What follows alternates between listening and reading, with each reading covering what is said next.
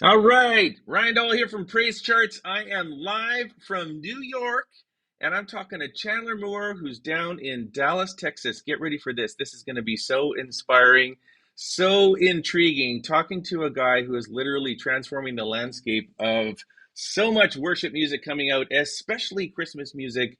A Very Merry Maverick Christmas just came out and just kind of rocked the world at Praise Charts. So we reached out to the guy that's at the forefront of this whole Maverick movement, Chandler Moore. He's agreed to take half an hour with me. So get ready. I am introducing Chandler Moore. Chandler, how you doing? What's up, What's everybody? up? I'm good. How are you?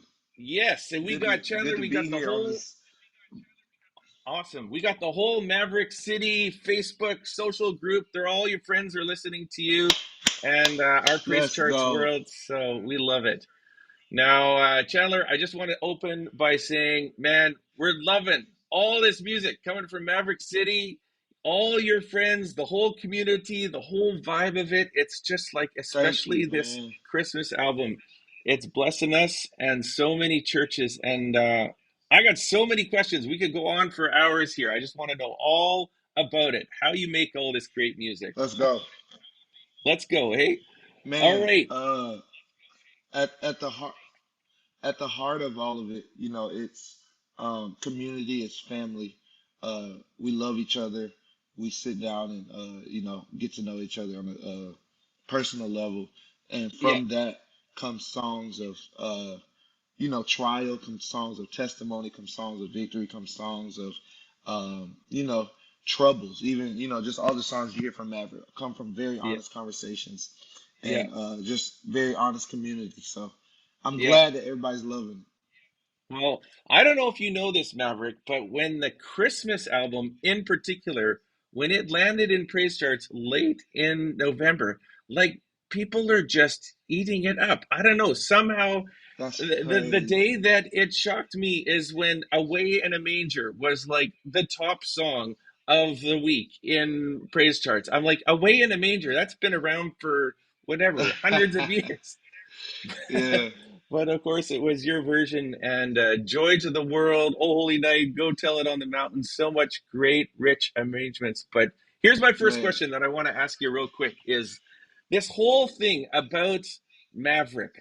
Just tell me about Maverick. Like what does that symbolize to you? The how does it embody the kind of the movement, the spirit that you guys have about what you do in your community of worship? Tell me about that.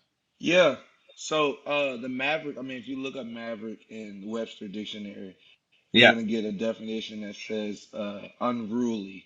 You're gonna get a right. definition that says unorthodox, one who goes against the grain. So at our core, at Maverick's core, everybody who's a part, there's something inside of us that wants to see more in industries and churches and anything that we're involved in our families and people's lives, Yeah, and we'll fight against the norm.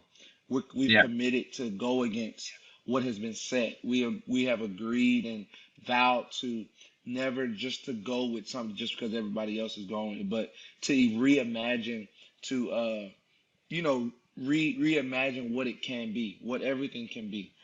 Yeah. So that's kind of what we are. That's what Maverick came from.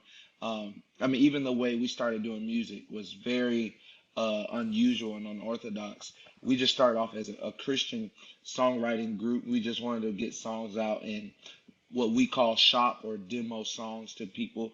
And then eventually we realized that, man, why don't we record the songs in the same space that we're trying to write them and capture them? So that's kind of what happened when with the first two volumes. I mean, we write songs the day before, come the next day and record the songs that we just written. So, and even sometimes day of, we're still writing songs right before we Yeah. record them. So it's it's it's evolved into something very beautiful that I believe the Lord is using to change just the landscape of what can be, not just in worship hmm music, but in industries all hmm over the world. hmm I love it. You know, so much has happened in Christian music in the last 25 years. It's really evolved with, so many great artists and churches, and it's kind of like a formula almost has a bit developed of, how you put a worship song together. And then you guys have come along and just Yeah. like busted the formula, and suddenly it's all fresh again. It feels like vibrant. Yeah. So I love that. Yeah, It's the it's an interesting thing. I mean, we all grew up on listening to amazing, just legendary artists that shaped our music as children. yeah, So to like be able to work with like an elevation worship, be able to work yeah, with just, I mean, literally Stephanie Graysinger, Amanda Cook, Kim Walker I know. Smith, to be able to work with those guys who have led the way before them, paved ways before us, to be able to work with, uh, I mean, it's just so many people I just want to name. Just imagining just the work. Like Yeah, I remember Jay Thomas. Nobody really knows this, but Jay Thomas was a part of one of our first recordings. He was there at our first recording. So to have that support and that love from like a father figure in the worship music yeah, industry was huge. So yeah, these people who paved the way are literally just standing alongside us, pushing us, mentoring us, and it's amazing. It's amazing to see. yeah. Okay, well, I've got to tell you a funny story because you probably know we're in the business of Okay. making charts, right? We pick songs, all these songs that Yeah. you sing, we figure out the chords, but every time a Maverick City song comes up, we're like, well, where does this song end? I mean, I thought it maybe ended at 6 minutes, but then something else came up, and then, and it just keeps going and it keeps getting better and better. But what happened to the old 3 minute formula? A song is supposed to end, it's clean, it's for the radio, it's all like, neat and Yeah, bundled up. But we love that. And I don't know if you know, I mean, we take orchestrators, we're orchestrating all your songs. We just did Joy to the World this week, it's and it's like a crazy. 50-page chart, just keeping up with all the It's stuff you're crazy. inventing in the moment. That's So, crazy. but we love it. We love it. So this is what I want to talk about a little is I'm just fascinated and interested in how do you let's talk about songwriting. Like how do you write Yeah, songs like this? It feels in some ways like a lot of preparation has gone in.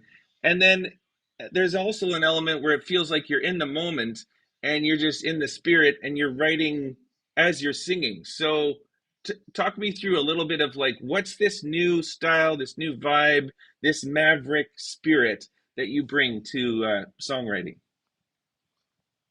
man. I think the idea, even what you were saying about, the we're not the original 3 minute radio song. Yeah, The yeah, idea behind our songwriting and the purpose and the point we want to get is that we want our songs to feel as honest and as authentic as possible.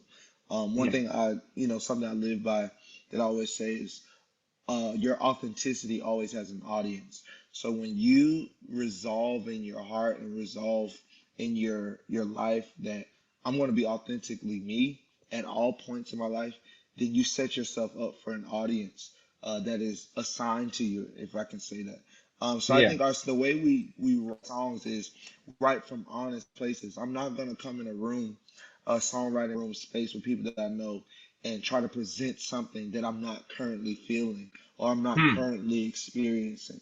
I want to write from an honest place because if I can write from an honest place, if I can record from an honest place, then the people who are experiencing the same thing, the people who are looking even for the if I'm having a feeling of joy, the people who are looking for the joy I'm experiencing have an authentic, honest moment to connect to. And if hmm, it's not honest, people aren't going to be able to connect with it. So I think we've hit a place in the worship industry where people are tired of the overproduced, people are right, tired of just the pretty sounding melodies and the hmm, 356 radio singles, but people want something that really that that really moves them in their homes with their families. yeah, That if they want to listen to a 12-minute song and the whole 12-minute song on repeat, that they can do that in their cars on their way to work. So I think we're just in a hmm, different phase in music in general, where the generation that we're in is just way more honest. We don't hmm, want the pretty. We want really what happens behind the scenes. So that's what we try to give them in songwriting. We try to give them like what the real ideal is. The I like to use a word called unmanicured. We like the yeah, unmanicured version. I mean, yeah, if the words don't have good grammar, we still like it because it gives it a gut. You get to feel it. So Yeah. that's the idea behind our songwriting. All right. Well, then let's talk about the recording process because I'm trying to get into that place of how do you how are you like coming up with this?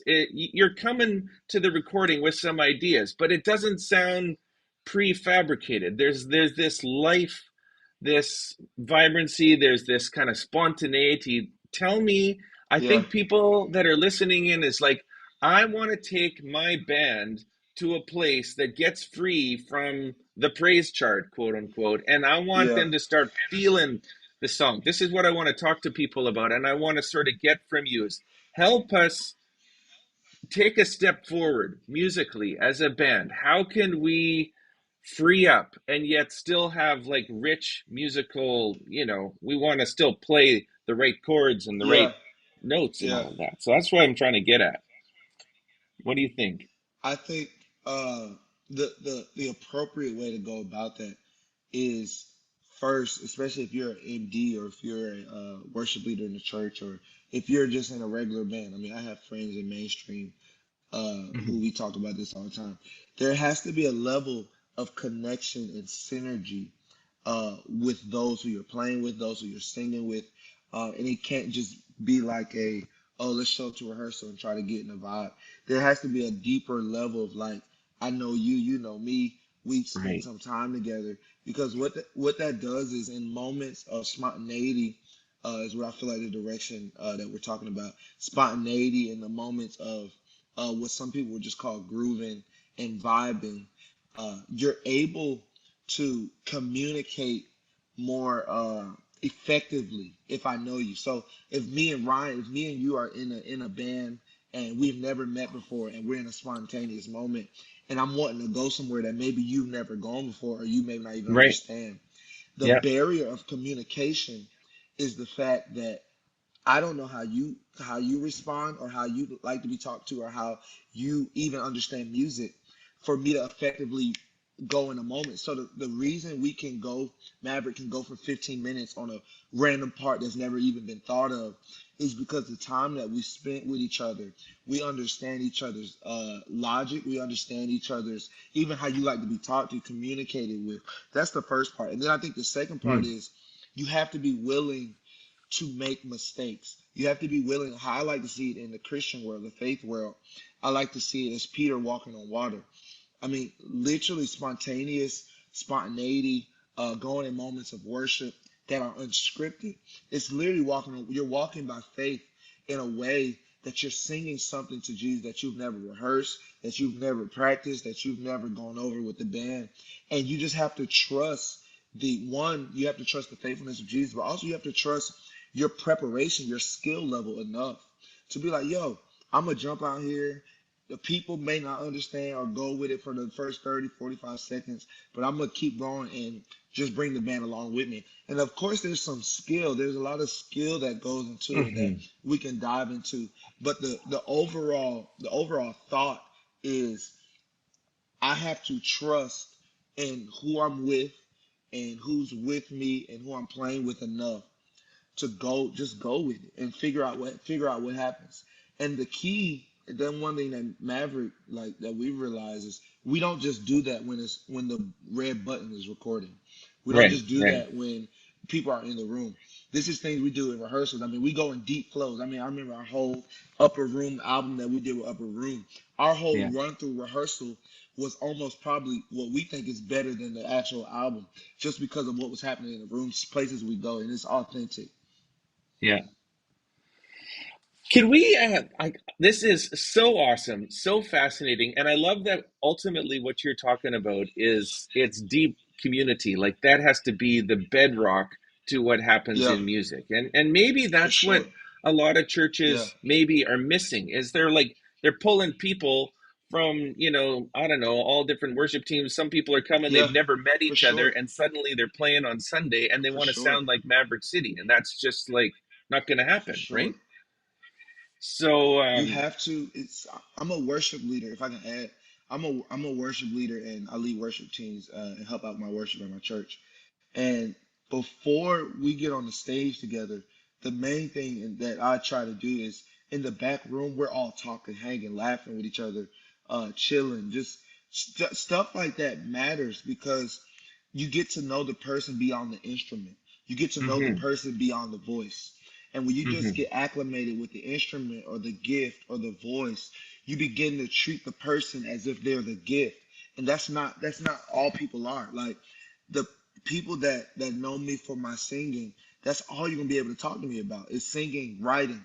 But people that know me, like my wife, or people that my parents or my friends that know me beyond what I do, you get a Yeah. deeper level of connection because you know the person. So in every space, I mean, I even talked to my friend Justin Bieber about how he communicates with his band in a whole mainstream Hmm. world. That still matters. Like in every level, in every sphere, community matters. Hmm. Can you talk to me a little bit about how it once you have this bedrock of like intimacy, how do you communicate with your band? Are there like subtle cues or because you're moving in directions that seem Hmm. quite intentional, but Yeah, how do you know? Or do you say, okay, we've got these five different blocks of kind of chord progressions and just watch for my eyes to kind of yeah. twinkle or I don't know. Take me into that. I think I think so. We practically we do the number system. We're big on the number Okay. system, like Good. especially because I'm a piano player. If I'm Yeah. flowing, I hear in my head where I want to go. I throw up the six. I'll throw up the four. I'll throw up the Hmm. one, the two, or whatever, wherever I want to go. But sometimes too, if I trust, if depending on who I'm playing with, especially if it's Aaron Moses who's usually on keys and I'm recording, I trust what he hears, and we merge what we hear together, and it becomes something beautiful. Like it's kind of like your songwriting. What Pastor Stephen Furtick calls it in the moment. He calls it songwriting in the moment, which I never thought about. It's literally songwriting. Like I'm bringing an idea in the moment that I'm having. You're bringing an idea on the piano or on the bass or the drums that you're having, and we're collaboratively coming together to Yeah. fulfill what I just my little idea, and we're making it into something else. So that's how those spontaneous moments grow. We trust each other enough to, hey, bring what you have to the table, and there's that relational equity enough that if I don't Yeah. like what, or that's not the vibe in this moment, or that's not where we're going, it's like do something else, and without offense or without offending somebody. So that's kind of like the practical. Like we're throwing up numbers. We're in the talk back mic trying out stuff. Let's try the two to the four to the six to the five or the one four. Like we're just trying Yeah. out a bunch of different stuff, which is cool in those spontaneous moments because people are getting the chance to hear, to see the evolution in the moment of what is Yeah. becoming now a song. So in one of our bigger songs, a song called Promises, Yes. Naomi goes in at the end, I'll still bless you. That's spontaneous. That wasn't planned. Like, so what you're hearing a evolution of a part. Now, when we do that live, that's like one of the biggest parts that people are waiting on because it's I know. now a part of the song. Right. So it's Yeah. that's the idea behind it. Yeah. Yeah. So, okay, can we talk a little bit about just let's take a couple songs from this A Maverick. Let's give a little behind the scenes of from A Maverick Yeah. Christmas, okay? Like Joy to the World, Joy of the Lord. That's been it's been. I mean, Joy to the World at any day. I mean, you guys are standing on the shoulders of Yeah, giants, right? yeah. You didn't write the chorus song, Yeah, yeah, so yeah. you're not, you're not George Handel, right? But still, you gave the song tremendous life Yeah. and so I just want you to take me behind the scenes when you're getting ready to press record on that. Obviously, you've got the core song, you've got that initial hook, you know the joy of the Yeah. Lord is coming, but then there's another 8 minutes at the end. Maybe you didn't know it's coming. So why don't you just talk me Yeah. through how that song formed. It's about 12, Yeah. 13 minutes, 50 pages. We just released the full orchestration on it That's on crazy. PraiseCharts. So if you want it, That's eat it up crazy. because it's ready for Christmas Eve. But That's take me crazy. inside that 15 minutes when you press the red button, the lights blinking, Yeah. and what are you going into the stage knowing is going to happen? And then what parts of that song just happened in the moment? Yeah. So my good one of my mentors, somebody that I watched for years, Todd Galberth and Naomi led that song so beautifully. So when we went into the song at first, the idea was, first of all, I called Todd maybe 10 hours before that song and was like, "Y'all, I want you to hop on this song with us and see if you do it." So that was where the spontaneity started. Him Yeah. learning the song a couple hours before the recording, but also Oh my goodness. going into the song, we knew we knew the chorus. We knew the chorus was where we wanted to lift, like that Yeah. joy, joy, joy of the Lord The is Lord my is strength. my strength. Oh, Yeah. He is Yeah. my, like, we know that's from another one of our songs from our Juneteenth album, actually. Yeah. So we took that, mixed it with Joy to the World. But Yeah. when Naomi, when she hit that bridge in the moment, and the way the room started to catch it and just Mm-hmm. started to take off, was like, Mm-hmm. we were like, oh, like everybody in the room could feel like, oh, this is about to be a moment. Like, you could feel that Seriously. she's gonna want to sit. She's gonna want to sit right here for a little bit and milk everything in his rooms, because what happens Mm-hmm. is, when you're in the room with people who are just hearing a song for the first time, and they're like vibing with the song on an unbelievable level, you get like this feeling like, we Oh, have to get I as lost your close to this audio. song Put as we your audio came out. can. Oh, can you hear There me? you go. Yeah, now I can. Oh, my fault. I'm sorry. I was saying, so when you're in a song with people who are hearing the song for the first time, in a room with the people, and they're vibing with it at an unbelievable level, you worship leader, you almost have this thing like, we gotta milk this song as much as we can, Yeah. to just so people can get the feeling. So honestly, if I can say honestly, which happens a lot, we didn't think the bridge was gonna lift off as much as it did. But man, we got to that bridge in the moment, and it was like, oh, this is where we're gonna be able to sit for a little bit. So those are the things that you kind of do, and going into the song, uh, you assess, like, all right, where do we think the moment is gonna be? Sometimes we're right, sometimes we're wrong, but you Yeah. always have to be prepared for the moment not to be that and be Mm-hmm. something else.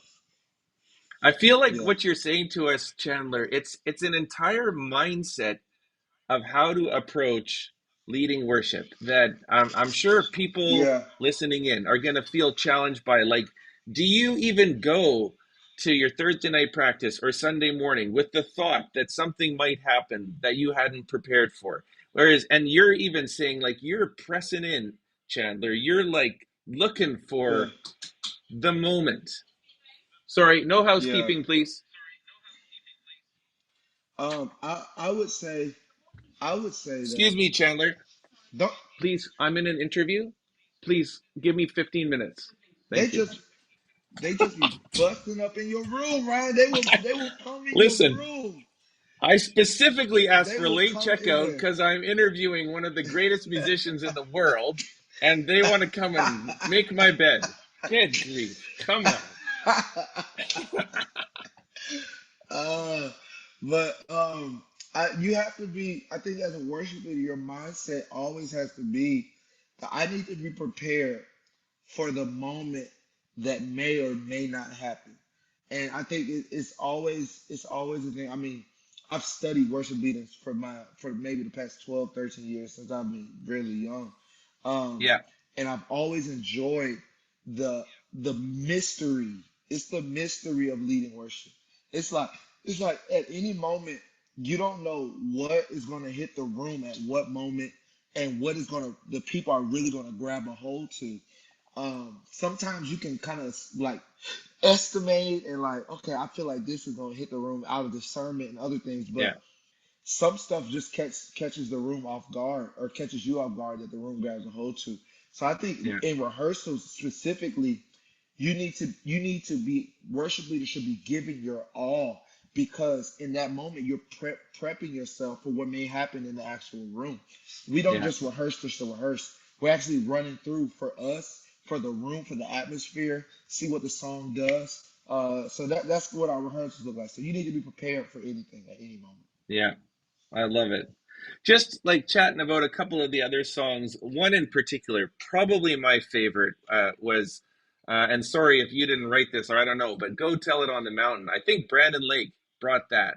Like, Go talk tell about him. Go bring the go house tell it on down. the mountain. Really? And is that Aaron Man, Moses doing that my little little piano lick?